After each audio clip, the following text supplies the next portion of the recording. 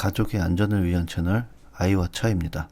소비자들의 안전에 대한 욕구가 점점 커지고 있습니다. 법과 커트라인에 딱 맞춰서 시험만 잘 보는 브랜드와 안전을 경쟁력으로 삼고 소비자들에게 신뢰를 얻어서 독보적인 위치를 점하는 브랜드들이 있습니다. 자동차는 편의장치인 동시에 인간의 생명을 책임지는 장치이므로 안전은 절대적으로 중요한 요소입니다. 미국에서 내구성 좋기로 유명하고 튼튼한 것이 잘 알려진 풀사이즈 픽업 트럭 토요타 툰드라에서 정면 충돌 사망사고가 발생했습니다. 충격이 정면 윈드실드 유리를 지나서 탑승자 머리를 타격해서 사망한 케이스입니다. 이 영상은 미국의 한 교통사고 법률 변호사가 제작한 비디오고요. 의뢰인 희생을 당했는데 승소해달라, 자동차 회사로부터 보상을 받아달라 이렇게 요구를 했던 것 같습니다. 같은 조건으로 구형 볼보 XC90 상단 지붕을 때렸을 때 지붕 시작점에서 프레임 끝까지 버티면서 충돌 물체가 차체를 찢는 것을 방지했습니다. 유로 엔캡이다, IIHS 스몰 오버랩이다, 시험에서 늘 100점을 받는 우등생 브랜드들이 있습니다. 이들은 어떤 시험을 보는지 잘 계산해서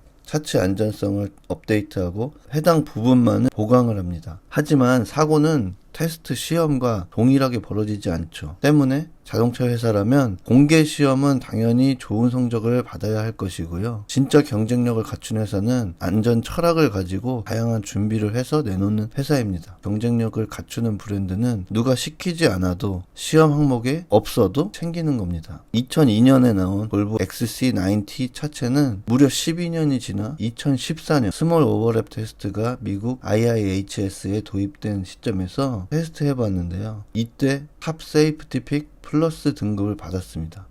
2014년에 2002년도에 나온 차체를 때렸는데 말이죠. 누가 시키지도 않았는데 안전을 경쟁력이라고 생각하고 차체 테스트를 진행하는 겁니다. 후방 추돌에 관련된 테스트는 FMVSS 301이라는 미국의 테스트가 있는데 후방에서 시속 80km로 달려와서 충돌을 하고 연료 누출이 생기는지 안 생기는지 이것만 확인하는 테스트입니다. 그러나 볼보 같은 경우는 미리 3열에 대한 안전성까지도 챙겨서 나온다는 이야기예요. 자, 이제부터는 시험만 잘 준비하는 학생들의 사례입니다. 실제 탑승자의 안전을 생각하면서 안전 설계를 하는 게 아니라 전 세계에 존재하는 각종 테스트들을 염두해서 설계하기 때문에 테스트의 항목이 발전하지 않으면 이 브랜드들의 안전성은 발전이 없을 수도 있어요. 2014년에서 15년쯤 도입된 IIHS의 스몰 오버랩 테스트는 전 세계인들에게 안전한 자동차가 무엇인지 보여주는 아주 가혹한 테스트로 비춰졌습니다. 토요타 시에나는 미처 스몰 오버랩 테스트에 대응하지 못했고 2015년 스몰 오버랩 테스트에서 A필러가 꺾여버리는 액셉터블 등급을 받게 됩니다. 패밀리카인 시에나에게는 노란 딱지가 굉장히 치명적이었습니다. 페이스리프트 시점에서 실시한 테스트가 미국 시장에서 시에나의 독주를 혼다 오디세이에게 빼앗기는 기점이 된 뼈아픈 시기라고 볼 수 있을 겁니다. 그리고 3년 뒤에 IIHS는 토요타 시에나의 운전석을 더 이상 때리지 않고 이번에는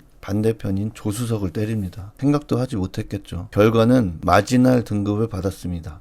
주황색이고요. A필러 완전히 꺾이고 더미는 부상을 입었습니다. 완전히 큰 한 방을 먹은 토요타입니다. 이로써 미국 IIHS는 시험만 준비하는 글로벌 브랜드에게 강한 메시지를 전달하는데 성공합니다. 비슷한 사례는 국내 브랜드도 겪은 적이 있습니다. 2015년 산타페 엑셀 맥스 크루즈입니다. 결과는 운전석 마지날입니다. A필러와 지붕까지 완전히 꺾였고 더미는 부상을 입었습니다. 현대는 부랴부랴 2년 후에 페이스리프트 시점에 열심히 쇠붙이 붙이고 보강해서 굿 등급을 받아냅니다. IIHS는 고약하게 또 조수석을 진행합니다. 결과는 액셉터블, 한 단계 낮은 등급을 받습니다. 토요타와 현대는 테스트를 글로벌 시장에서 자신들의 차량의 안전을 증명하는데 마케팅 장치로 적극 활용했습니다. 시험 항목만 신경을 쓰면서 말입니다. 시험을 보지 않으면 준비하지 않을까요? 아까 말씀드린 FMVSS 301 후방 추돌 테스트입니다. 토요타 시에나고요. 연료는 누출되지 않았습니다. 하지만 3열에 사람이 탄다면 어떨까요? 좌석이 아예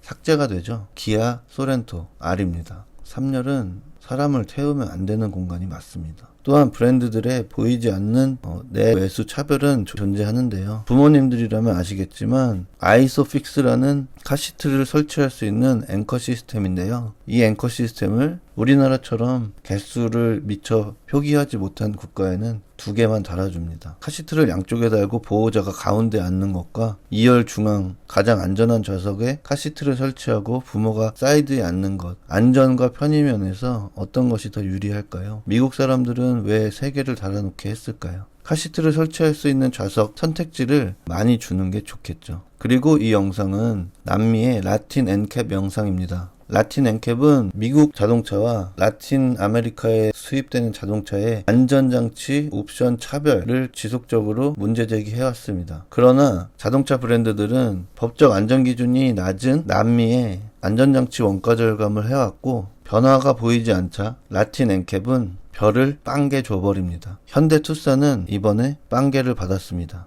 이러한 보이지 않는 부분에 대해서 차별하는 브랜드들을 비판하는 의견은 또 있는데요. 유럽연합과 북미에 해당하지 못하는 아프리카나 동남아의 아세안 엔캡과 글로벌 엔캡이라는 안전 테스트가 있습니다. 이곳 또한 자동차 브랜드들의 선진국, 후진국 안전장치 차별은 일종의 범죄와 같다고 비판하고 있습니다. 실제로 유럽 사양의 차량과 아프리카 사양의 차량을 충돌시켜 안전성을 확인한 적이 있습니다.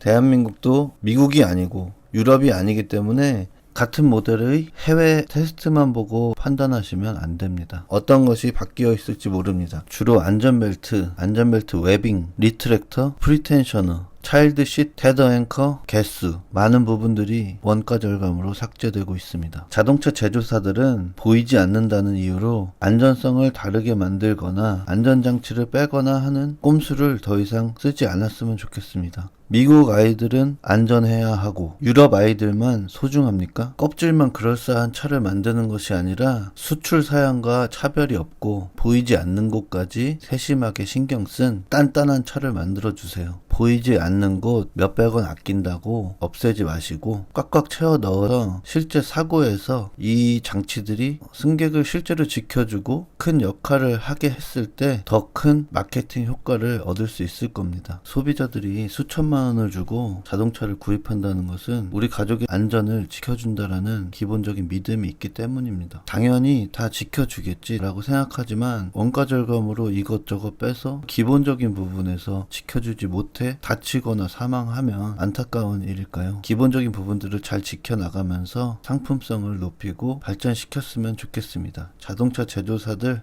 화이팅입니다. 여기까지 아이와 차였습니다.